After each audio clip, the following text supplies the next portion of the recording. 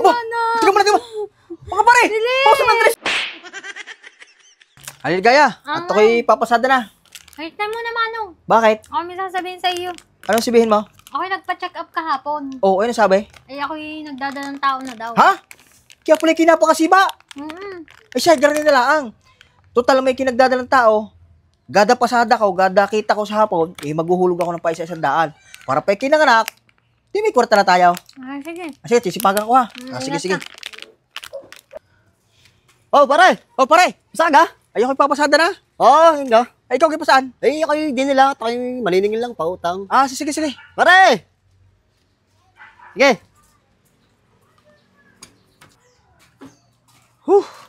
Kapagod pumasada. Alagaya! Manong! Ano gayang? Ay, di alkansya. O, yanin mo. Ay, di ka sabi ko sa iyo, pag kada pasada ko, gada kita, ako'y maghuhulog ng paisa-100. O, ay ngayon, kumita tayo ng 500, pag may 100, o, di pag ikinanganak, nakasyam na buhay, di yan ni marami na. Siya, sige. O. Itago mo ito ha. O. Aliligaya! Oh, Manong. Ilang buwan na gayan? Tiyan mo?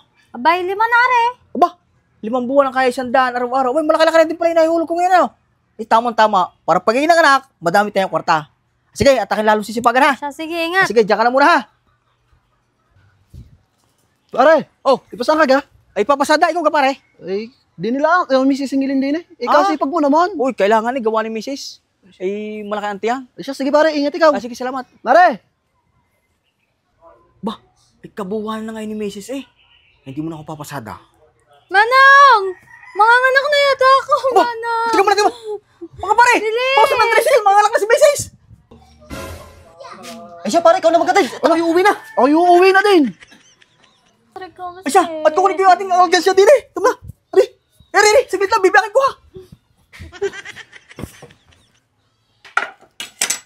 Wah! Tika muna. Bakit ito May mga 500 ang hinulog ko na may 100. Tsaka 1,000